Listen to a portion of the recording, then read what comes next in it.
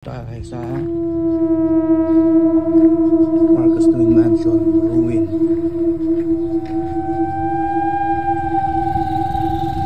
Dito sinuting yung pelikulang The Haunted Mansion nila Janela Salvador.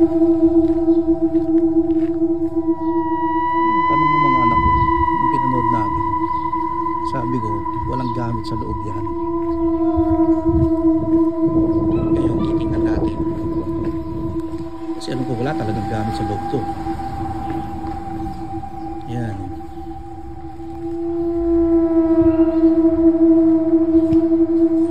Yan lang, gamit.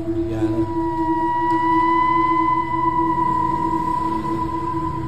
Papakita ko sa mga anak ko to.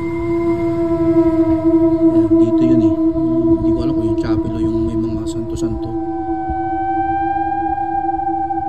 Tapos kalimitan na shooting nila sa likod. Imagine doon sa pelikulang yun, nagbaha dito, nasa taas ng bundok to. Imagine akong bumaha rito,